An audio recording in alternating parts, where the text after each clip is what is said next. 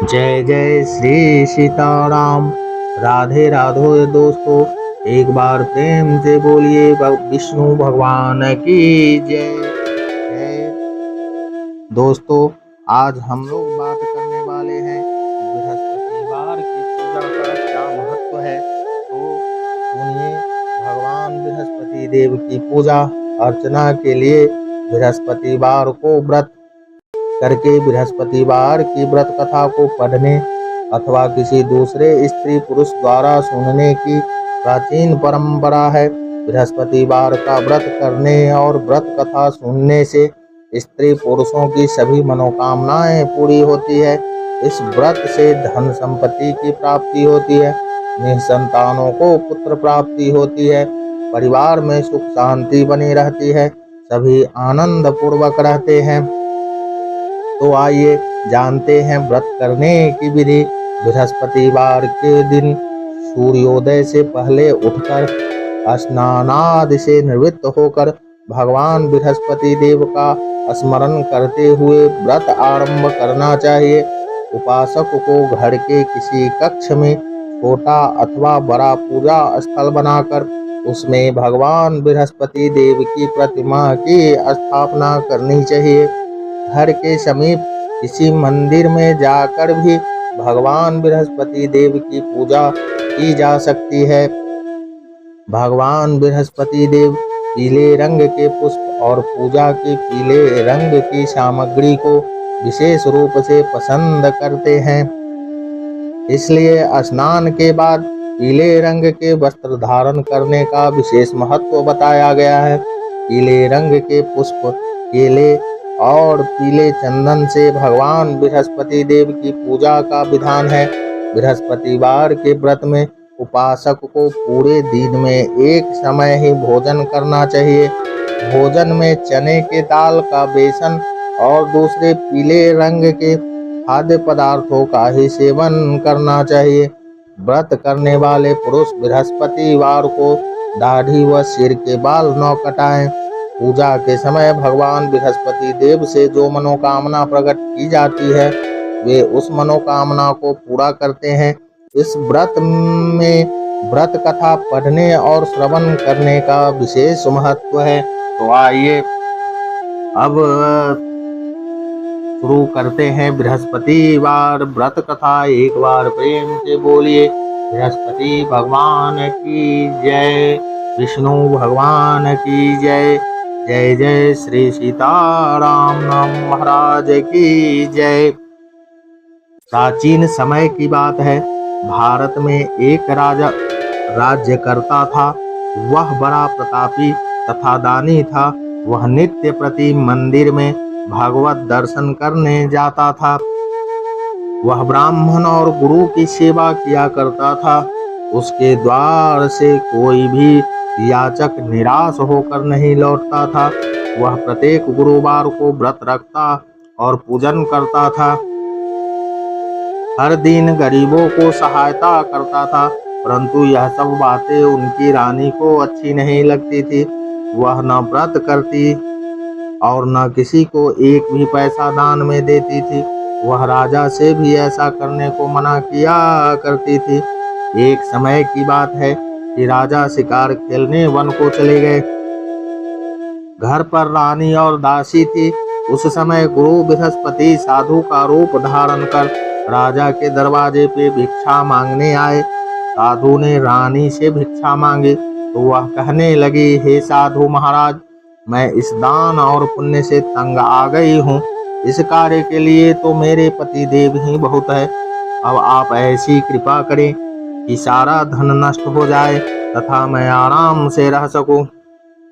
साधु रूपी बृहस्पति देव ने कहा, हे देवी, तुम बड़ी पवित्र हो। संतान और धन से कोई दुखी नहीं होता है, इसको सभी चाहते हैं। पापी भी पुत्र और धन की इच्छा करता है। अगर तुम्हारे पास धन अधिक है तो भूखे मनुष्यों को भोजन कराओ, प्याऊ लगवाओ, ब्राह्मणों को दान दो, धर्मशालाएं बनवाओ, कुआं, तालाब, बावड़ी, बाग बगीचे आदि का निर्माण कराओ तथा निर्धनों की कुंवारी कन्याओं का विवाह कराओ, साथ ही यज्ञादि करो। इस प्रकार के कर्मों से आपके कुल का और आपका नाम परलोक में सार्थक होगा एवं स्वर्ग की प्राप्ति होगी। परंतु रानी साधु की इन बातों से खुश नहीं हुई।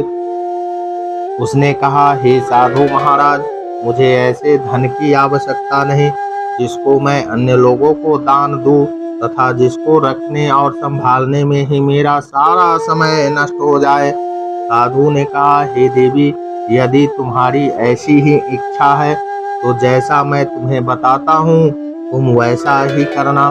बृहस्पतिवार के दिन घर को गोबर से लिपना, अपने केशों को पीली मिट्टी से धोना, केशों को धोते समय स्नान करना, राजा से कहना वह हजामत करवाए, भोजन में मांस मंदिरा खाना, कपड़ा धोबी के यहाँ धुलने देना। इस प्रकार 7 बृहस्पतिवार करने से तुम्हारा धन नष्ट हो जाएगा। यह कहकर साधु महाराज रूपी बृहस्पति देव अंतर ध्यान हो गए। रानी ने साधु के कहने के अनुसार 7 बृहस्पतिवार तक वैसा ही करने का विचार किया। साधु के बताए अनुसार कार्य करते हुए केवल 3 बृहस्पतिवार ही बीते थे कि उसकी समस्त धन संपत्ति नष्ट हो गई। भोजन के लिए दोनों समय परिवार तरसने लगा तथा सांसारिक भोगों से दुखी रहने लगा। तब वह राजा रानी से कहने लगा कि हे रानी, तुम यहाँ पर रहो, मैं दूसरे देश को जाता हूँ, क्योंकि यहाँ पर मुझे सभी मनुष्य जानते हैं, इसलिए मैं यहाँ कोई कार्य नहीं कर सकता। मैं अब परदेश जा रहा हूँ, वहाँ कोई काम धंधा करूँगा, शायद हमारे भाग्य बदल जाए। ऐसा कहकर राजा परदेश चला गया। वह वहाँ जंगल से लकड़ी काट कर लाता और शहर में बेचता। इस तरह जीवन व्यतीत करने लगा। इधर राजा के बिना रानी और दासियां दुखी रहने लगी। किसी दिन भोजन मिलता और किसी दिन जल पीकर ही रह जाती। एक समय रानी और दासियों को 7 दिन बिना भोजन के व्यतीत करना पड़ा। तो रानी ने अपनी दासी से कहा, हे दासी, यहाँ पास ही के नगर में मेरी बहन रहती है, वह बड़ी धनवान है, तो उसके पास जा और वहां से 5 सेर बेझर मांग के ले आ, जिससे कुछ समय के लिए गुजर हो जाएगा। दासी रानी की बहन के पास गई। रानी की बहन उस समय पूजा कर रहे थे। बृहस्पतिवार का दिन था। दासी ने रानी की बहन से कहा, हे रानी, मुझे आपकी बहन ने भेजा है, मुझे 5 सेर बेझर दे दो। दासी ने यह बात अनेक बार कही, परंतु रानी की बहन ने कोई उत्तर नहीं दिया, क्योंकि वह उस समय बृहस्पतिवार की कथा सुन रहे थे। जब दासी को रानी की बहन से कोई उत्तर नहीं मिला तो वह बहुत दुखी हुई। उसे क्रोध भी आया। वह लौटकर रानी से बोली, हे रानी, आपकी बहन बहुत ही धनी स्त्री है, वह छोटे लोगों से बात भी नहीं करती। मैंने उससे कहा तो उसने कोई उत्तर नहीं दिया। मैं वापस चली आई। रानी बोली, हे दासी, इसमें उसका कोई दोष नहीं है। जब बुरे दिन आते हैं तब कोई सहारा नहीं देता। अच्छे बुरे का पता विपत्ति में ही लगता है। जो ईश्वर की इच्छा होगी वही होगा। यह सब हमारे भाग्य का दोष है। उधर रानी की बहन ने सोचा कि मेरी बहन की दासी आई थी, परंतु मैं उससे नहीं बोली, इससे वह बहुत दुखी हुई होगी। अतः कथा सुन और भगवान विष्णु का पूजन समाप्त कर वह अपनी बहन के घर आई और कहने लगी, हे बहन, मैं बृहस्पतिवार का व्रत कर रही थी, तुम्हारी दासी हमारे घर गई थी, परंतु जब तक कथा होती है तब तक ना उठते हैं ना बोलते हैं, इसलिए मैं नहीं बोली। कहो दासी क्यों गई थी? रानी बोली, बहन, हमारे घर अनाज नहीं था। वैसे तुमसे कोई बात छिपी नहीं है, इस कारण मैंने दासी को तुम्हारे पास 5 सेर बेझर लेने के लिए भेजा था। रानी की बहन बोली, बहन देखो, बृहस्पति भगवान सबकी मनोकामना पूर्ण करते हैं। देखो, शायद तुम्हारे घर में अनाज रखा हो। यह सुनकर दासी घर के अंदर गई तो वहां उसे एक घड़ा बेझर का भरा मिल गया। उसे बड़ी हैरानी हुई क्योंकि उसने एक बर्तन देख लिया था। उसने बाहर आकर रानी को बताया। दासी अपनी रानी से कहने लगी, हे रानी, देखो, वैसे हमको जब अन्न नहीं मिलता तो हम रोज ही व्रत करते हैं। अगर उनसे व्रत की विधि और कथा पूछ ली जाए तो उसे हम भी किया करेंगे। दासी के कहने पर रानी ने अपनी बहन से बृहस्पतिवार के व्रत के बारे में पूछा। उसकी बहन ने बताया, हे रानी बहन, बृहस्पतिवार को सूर्योदय से पूर्व उठकर स्नान करके बृहस्पतिवार का व्रत करना चाहिए, लेकिन उस दिन सिर नहीं धोना चाहिए। बृहस्पतिवार के व्रत में चने का दाल और मुनक्का से विष्णु भगवान का केले के वृक्ष के जड़ में पूजन करे तथा दीपक जलावे। उस दिन एक ही समय भोजन करे। भोजन पीले खाद्य पदार्थ का करे तथा कथा सुने। इस प्रकार करने से गुरु भगवान प्रसन्न होते हैं, अन्न पुत्र धन देते हैं, मनोकामना पूर्ण करते हैं। व्रत और पूजन की विधि बताकर रानी की बहन अपने घर लौट गई। रानी और दासी दोनों ने निश्चय किया कि बृहस्पति देव भगवान की पूजन जरूर करेंगे। 7 दिन बाद जब बृहस्पतिवार आया तो उन्होंने व्रत रखा। घुड़साल में जाकर चना और गुड़ बीन लाई तथा उसकी दाल से केले की जड़ तथा विष्णु भगवान का पूजन किया। अब भोजन पीला कहाँ से आए? दोनों बड़ी दुखी हुई, परंतु उन्होंने व्रत किया था, इस कारण बृहस्पति देव भगवान प्रसन्न थे। एक साधारण व्यक्ति के रूप में वो 2 थालों में सुंदर पीला भोजन लेकर आए और दासी को देकर बोले, हे दासी, यह भोजन तुम्हारे और रानी के लिए है, तुम दोनों करना। दासी भोजन पाकर बड़ी प्रसन्न हुई और रानी से बोली, रानी जी, भोजन कर लो। रानी को भोजन आने के बारे में कुछ पता नहीं था, इसलिए वह दासी से बोली, जा तू ही भोजन कर, क्यों तू हमारी व्यर्थ में हंसी उड़ाती है। दासी बोली, एक व्यक्ति भोजन दे गया है। रानी कहने लगी, वह भोजन तेरे ही लिए दे गया है, तू ही भोजन कर।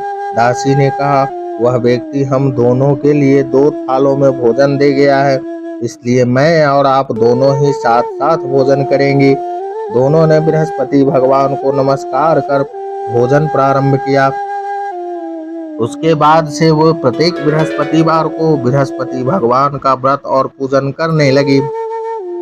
बृहस्पति भगवान की कृपा से उसके पास धन हो गया, परंतु रानी फिर पहले की तरह से आलस्य करने लगी।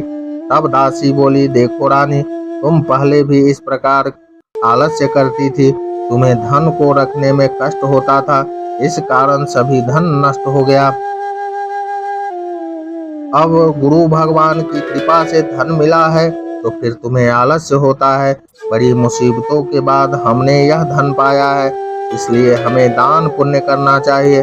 तुम भूखे मनुष्यों को भोजन कराओ, प्याऊ लगवाओ, ब्राह्मणों को दान दो, कुआं, तालाब, बावड़ी आदि का निर्माण करवाओ, मंदिर, पाठशाला बनवाकर दान दो, कुंवारी कन्याओं का विवाह करवाओ, धन को शुभ कार्यों में खर्च करो, जिससे तुम्हारे कुल का यश बढ़े तथा स्वर्ग प्राप्त हो और पितृ प्रसन्न हो। दासी की बात मानकर रानी ने इसी प्रकार को कर्म करने प्रारंभ किए, जिससे उनका काफी यश फैलते गया। एक दिन रानी और दासी आपस में विचार करने लगी कि न जाने राजा किस दशा में होंगे, उनकी कोई खोज खबर नहीं है।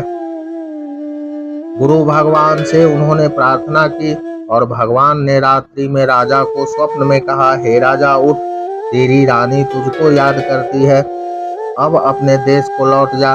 राजा प्रातःकाल उठकर जंगल से लकड़ियां काटकर लाने के लिए जंगल की ओर चल पड़ा। जंगल से गुजरते हुए वह सोचने लगा कि रानी की गलती से उसे कितने दुख भोगने पड़े। राजपाट छोड़कर उसे जंगल में आकर रहना पड़ा। जंगल में लकड़ियां काटकर उन्हें बेचकर गुजारा करना पड़ा। उसी समय उस जंगल में बृहस्पति देव एक साधु का रूप धारण कर आए और राजा के पास आकर बोले, हे लकड़हारे, तुम इस सुनसान जंगल में किस चिंता में बैठे हो, मुझे बतलाओ। यह सुन राजा के नेत्र में जल भर आया और साधु की वंदना कर बोला, हे प्रभु, आप सब कुछ जानने वाले हैं। इतना कहकर राजा ने साधु को अपनी संपूर्ण कहानी सुना दी। महात्मा दयालु होते हैं। वे राजा से बोले, हे राजा, तुम्हारी पत्नी ने बृहस्पति देव के प्रति अपराध किया था, जिसके कारण तुम्हारी यह दशा हुई। अब तुम किसी प्रकार की चिंता मत करो, भगवान तुम्हें पहले से अधिक धन देंगे। देखो, तुम्हारी पत्नी ने बृहस्पतिवार का व्रत प्रारंभ कर दिया है। अब तुम भी बृहस्पतिवार का व्रत करके चने के दाल व गुड़ जल के लोटे में डालकर केले का पूजन करो। फिर कथा कहो या सुनो, भगवान तुम्हारी सब मनोकामनाओं को पूर्ण करेंगे। साधु को प्रसन्न देखकर राजा बोला, हे प्रभु, मुझे लकड़ी बेचकर इतना पैसा भी नहीं बचता जिससे भोजन करने के उपरांत कुछ बचा सकूं। मैंने रात्रि में अपनी रानी को व्याकुल देखा है। मेरे पास कोई साधन नहीं जिससे समाचार जान सकूं। फिर मैं बृहस्पति देव की क्या कहानी कहूँ, मुझको तो कुछ भी मालूम नहीं है। साधु ने कहा, हे राजा, तुम किसी बात का चिंता मत करो। बृहस्पतिवार के दिन तुम रोजाना की तरह लकड़ियां लेकर शहर में जाओ। तुम्हें रोज से 2 गुना धन प्राप्त होगा, जिससे तुम भली भांति भोजन कर लोगे तथा बृहस्पति देव की पूजा का सामान्य भी आ जाएगा। बृहस्पति देव की कथा इस प्रकार है। प्राचीन काल में एक बहुत ही निर्धन ब्राह्मण था। उसके कोई संतान नहीं थे। वह नित्य पूजा पाठ करता, परंतु उसकी स्त्री बहुत मलिनता के साथ रहती थी। वह न स्नान करती और न किसी देवता का पूजन करती। प्रातः काल उठते ही सर्वप्रथम भोजन करती, बाद में कोई अन्य कार्य करती। ब्राह्मण देवता बहुत दुखी रहते थे। पत्नी को बहुत समझाते, किंतु उसका कोई परिणाम न निकलता। भगवान की कृपा से ब्राह्मण की स्त्री के कन्या उत्पन्न हुई। वह कन्या अपने पिता के घर में बड़ी होने लगी। वह बालिका प्रातः स्नान करके भगवान विष्णु का जप करती। वह बचपन से ही बृहस्पतिवार का व्रत भी करने लगी। पूजा पाठ समाप्त कर स्कूल जाती तो अपनी मुट्ठी में जौ भर कर ले जाती और पाठशाला जाने के मार्ग में डालती जाती। वहीं जौ स्वर्ण के हो जाते तो लौटते समय उसको बीनकर घर ले आती। एक दिन वह बालिका सूप में उन सोने के जौ को फटक कर साफ कर रही थी। तभी उसकी माँ ने देख लिया और कहा, हे बेटी, सोने के जौ को फटकने के लिए सोने का सूप होना चाहिए। दूसरे दिन गुरुवार था। इस कन्या ने व्रत रखा और बृहस्पतिवार देव से प्रार्थना करके कहा, हे प्रभु, यदि मैंने सच्चे मन से आपकी पूजा की हो तो मुझे सोने का सूप दे दो। बृहस्पति देव ने उसकी प्रार्थना स्वीकार कर ली। रोजाना की तरह वह कन्या जौ फल फैलाती हुई स्कूल चली गई। स्कूल से लौटकर जब वह जौ बीन रही थी तो बृहस्पति देव की कृपा से उसे सोने का सूप मिला। उसे वह घर ले आई और उससे जौ साफ करने लगी, परंतु उसकी माँ का वही ढंग रहा। एक दिन की बात है, वह कन्या सोने के सूप में जौ साफ कर रही थी। उस समय उस नगर का राजकुमार वहां से होकर निकला। इस कन्या के रूप और सोने के सूप में जौ को साफ करते देखकर वह उस कन्या पर मोहित हो गया। राजमहल आकर वह भोजन तथा जल त्याग कर उदास होकर लेट गया। राजा को जब राजकुमार द्वारा अन्न जल त्यागने का समाचार ज्ञात हुआ तो अपने मंत्रियों के साथ वह अपने पुत्र के पास गए और बोले, हे बेटा, तुम्हें किस बात का कष्ट है? किसी ने अपमान किया है अथवा कोई कारण है? मुझे बताओ, मैं वही करूंगा जिससे तुम्हें प्रसन्नता हो। राजकुमार ने अपने पिता की बातें सुनी तो वह बोला, मुझे आपकी कृपा से किसी बात का दुख नहीं है। किसी ने मेरा अपमान नहीं किया है, परंतु मैं उस लड़की के साथ विवाह करना चाहता हूँ जो सोने के सूप में जौ साफ कर रही थी। यह सुन राजा आश्चर्य में पड़ गया और बोला, हे बेटा, इस तरह की कन्या का पता तुम ही लगाओ, मैं उसके साथ तुम्हारा विवाह अवश्य ही करवा दूंगा। राजकुमार ने राजा को उस लड़की के घर पर पता बतलाया। मंत्री उस लड़की के घर गया और राजा का आदेश ब्राह्मण को सुनाया। कुछ ही दिन बाद ब्राह्मण की कन्या का विवाह राजकुमार के साथ संपन्न हो गया। कन्या के घर से जाते ही उस ब्राह्मण देवता के घर में पहले की भांति गरीबी का निवास हो गया। अब भोजन के लिए भी अन्न बड़ी मुश्किल से मिलता था। एक दिन दुखी होकर ब्राह्मण अपने पुत्री से मिलने गया। बेटी ने पिता की दुख की अवस्था को देखा और अपनी माँ का समाचार पूछा। ब्राह्मण ने सभी हाल कहा। कन्या ने बहुत सा धन देकर अपने पिता को विदा कर दिया। इस तरह ब्राह्मण का कुछ समय सुखपूर्वक व्यतीत हुआ, लेकिन कुछ दिन बाद फिर वही हाल हो गया। ब्राह्मण फिर अपनी कन्या के यहाँ गया और सभी हाल कहा तो पुत्री बोली, हे पिताजी, आप माताजी को यह लिवाओ, मैं उन्हें वह विधि बता दूंगी जिससे गरीबी दूर हो जाएगी। ब्राह्मण देवता अपनी स्त्री को साथ लेकर अपनी पुत्री के पास राजमहल पहुँचे तो पुत्री अपनी माँ को समझाने लगी, हे माँ, तुम प्रातः काल उठकर प्रथम स्नान आदि करके विष्णु भगवान का पूजन करो तो सब दरिद्रता दूर हो जाएगी। परंतु उसकी माँ ने उसकी एक बात नहीं मानी। वह प्रातः काल उठकर अपनी पुत्री का बचा जूठन खा लेती थी। एक दिन उसकी पुत्री को बहुत गुस्सा आया। उसने एक रात एक कटोरी में सारा सामान निकाल दिया और अपनी माँ को उसमें बंद कर दिया। प्रातः उसमें से उसे निकाला तथा स्नान आदि करा के पूजा पाठ करवाया तो उसकी माँ की बुद्धि ठीक हो गई। उसके बाद वह नियम से पूजा पाठ करती और प्रत्येक बृहस्पतिवार को व्रत रखने लगी। इस व्रत के प्रभाव से उसकी माँ भी बहुत धनवान हो गई और बृहस्पति देवता के प्रभाव से स्वर्ग को गई। वह ब्राह्मण भी सुखपूर्वक इस लोक का सुख भोग कर स्वर्ग को प्राप्त हुआ। इस तरह कहानी कहकर साधु देवता वहां से लोप हो गए। धीरे धीरे समय व्यतीत होने पर फिर बृहस्पतिवार का दिन आया। राजा जंगल से लकड़ी काटकर किसी शहर में बेचने गया। उसे उस दिन और दिनों से अधिक धन मिला। राजा ने चना गुड़ आदि लाकर बृहस्पतिवार का व्रत किया। उस दिन से उसके सभी क्लेश दूर हुए। परंतु जब अगला गुरुवार का दिन आया तो वह बृहस्पतिवार के व्रत करना भूल गया। इस कारण बृहस्पति देव नाराज हो गए।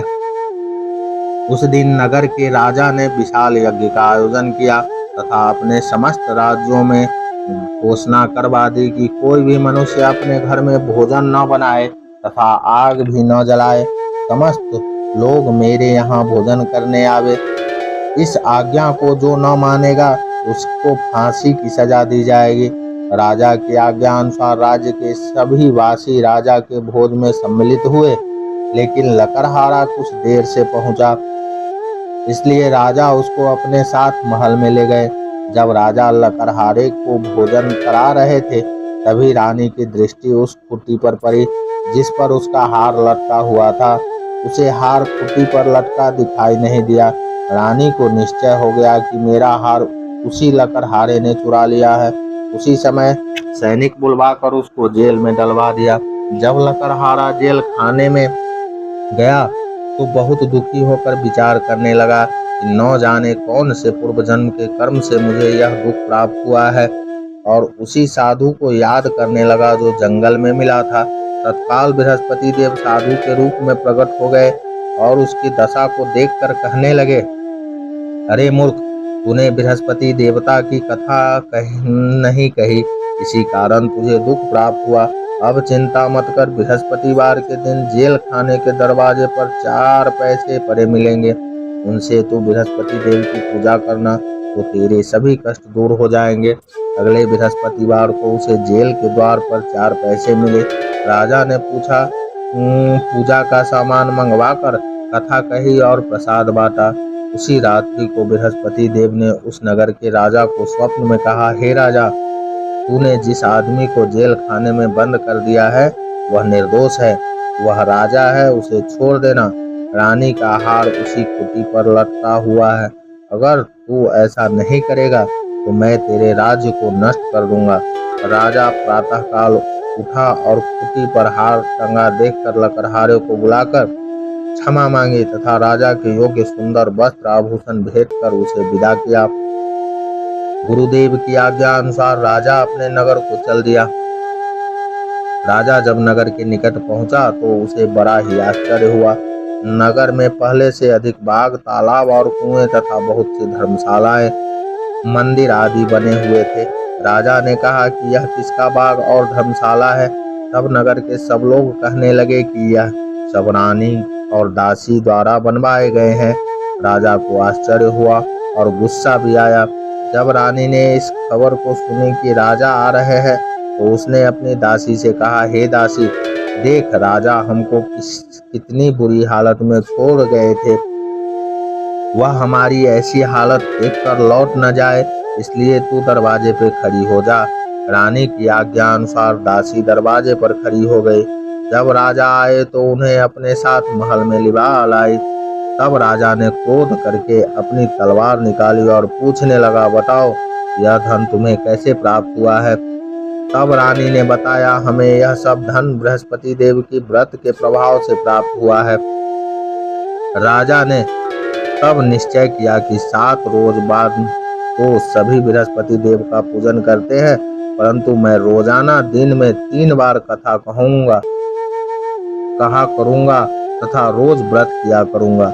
अब हर समय राजा के दुपट्टे में चने की दाल बंधी रहती थी तथा दिन में 3 बार कथा कहता था। एक रोज राजा ने विचार किया कि चलो अपनी बहन के यहाँ से हो आवे। इस तरह का निश्चय कर राजा घोड़े पर सवार हो अपनी बहन के यहाँ चल दिया। मार्ग में उसने देखा कि कुछ आदमी एक मुर्दे को लिए जा रहे हैं। उन्हें रोक कर राजा कहने लगे, अरे भैया, मेरी बृहस्पतिवार की कथा सुन लो। वे बोले, लो, हमारा तो आदमी मर गया है, इसको अपनी कथा की पड़ी है। परंतु कुछ आदमी बोले, अच्छा कहो, हम तुम्हारी कथा भी सुनेंगे। राजा ने दाल निकाली और कथा कहनी शुरू कर दी।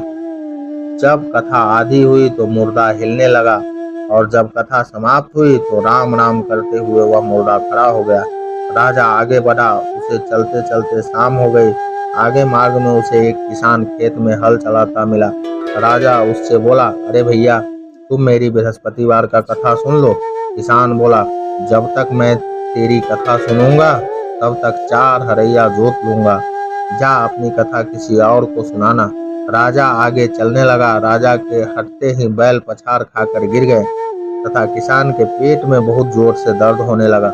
उसी समय किसान की माँ रोटी लेकर आई। उसने जब यह देखा तो अपने पुत्र से सब हाल पूछा। बेटे ने सभी हाल बता दिया। बुढ़िया दौड़ी दौड़ी उस घोड़सवार के पास गई और उससे बोली, मैं तेरी कथा सुनूंगी, तू अपनी कथा मेरे खेत पर ही चलकर कहना। राजा ने लौटकर बुढ़िया के खेत में जाकर कथा कही, जिसके सुनते ही बैल खड़े हो गए तथा किसान के पेट के दर्द भी बंद हो गया। राजा अपनी बहन के घर पहुंच गया। बहन ने भाई की खूब मेहमानी की। दूसरे रोज प्रातः काल राजा जागा तो यह देखने लगा कि सब लोग भोजन कर रहे हैं। राजा ने अपनी बहन से जब पूछा कि ऐसा कोई मनुष्य है जिसने भोजन नहीं किया हो, जो मेरी बृहस्पतिवार की कथा सुन ले? तो बहन बोली, हे भैया, यह देश ऐसा ही है। पहले यहाँ के लोग भोजन करते हैं, बाद में अन्य काम करते हैं। अगर पड़ोस में कोई हो तो देख आती हूँ। ऐसा कहकर बहन देखने चली, परंतु उसे कोई भी ऐसा व्यक्ति नहीं मिला जिसने भोजन न किया हो। वह एक कुम्हार के घर गई। उसका लड़का बीमार था। उसे मालूम हुआ कि उसके यहाँ 3 दिन से किसी ने भोजन नहीं किया है। रानी ने अपने भाई की कथा सुनने के लिए कुम्हार से कहा। वह तैयार हो गया। राजा ने जाकर बृहस्पतिवार की कथा कही। उसको सुनकर उसका लड़का ठीक हो गया। अब तो राजा की प्रशंसा होने लगी। एक दिन राजा ने अपनी बहन से कहा, हे बहन, मैं अपने घर जाऊंगा, तुम भी तैयार हो जाओ। राजा की बहन ने अपनी सास से अपने भाई के साथ जाने की आज्ञा मांगी। सास बोली, चली जा, परंतु अपने लड़कों को मत ले जाना, क्योंकि तेरे भाई को कोई संतान नहीं होती है। बहन ने अपने भाई से कहा, हे भैया, मैं तो चलूंगी, परंतु कोई बालक नहीं जाएगा। राजा ने कहा, जब कोई बालक नहीं चलेगा तब तुम जाकर ही क्या करोगी। दुखी मन से राजा अपने नगर को लौट आया। राजा ने अपनी रानी से कहा, हाँ हाँ, हम निसंतान है, इसलिए कोई हमारे घर आना पसंद नहीं करता। इतना कह वह बिना भोजन आदि किए शैया पर लेट गया। रानी बोली, हे प्रभु, बृहस्पति देव ने हमें सब कुछ दिया है, वे हमें संतान भी अवश्य देंगे। उसी रात बृहस्पति देव ने राजा को स्वप्न में कहा, हे राजा, उठ, तभी सोच त्याग दे, तेरी रानी गर्भवती है। राजा को यह जानकर बड़ी खुशी हुई। 9वें महीने रानी के गर्भ से एक सुंदर पुत्र पैदा हुआ। जब राजा की बहन ने यह शुभ समाचार सुना तो वह बहुत खुश हुई तथा बधाई लेकर अपने भाई के यहाँ आई। तभी रानी ने कहा, घोड़ा चढ़कर नहीं आई, गधा चढ़ी आई। राजा की बहन बोली, भाई, मैं इस प्रकार न कहती तो तुम्हें औलाद कैसे मिलती। बृहस्पति देव ऐसे ही हैं, जिसके मन में जो कामनाएं रहती है सभी को पूर्ण करते हैं। जो सद्भावना पूर्वक बृहस्पतिवार का व्रत करता है एवं पढ़ता है अथवा सुनता है और दूसरे को सुनाता है, बृहस्पति देव उसकी सभी मनोकामना पूर्ण करते हैं। बृहस्पति देव उनकी सदैव रक्षा करते हैं। जो संसार में सद्भावना व सच्चे हृदय से बृहस्पति देव का पूजन करते हैं, उनकी सभी मनोकामनाएं उसी प्रकार पूर्ण होती है जैसे रानी और राजा ने बृहस्पति देव की कथा का गुणगान किया। उनकी सभी इच्छाएं बृहस्पति देव ने पूर्ण की। मनुष्य को हृदय से उनका मनन करते हुए जयकार करना चाहिए। एक बार प्रेम से बोलिए, बृहस्पति भगवान की जय, विष्णु भगवान की जय, राम देवता की जय, कुल देवता की जय, इष्ट देवता की जय, स्थान देवता की जय, वास्तु देवता की जय। जय जय श्री सीताराम नाम महाराज की जय। हर हर महादेव शंभो हर हर। धर्म की जय हो, अधर्म का नाश हो, प्राणियों में सद्भावना हो, विश्व का कल्याण हो। जय जय सीताराम।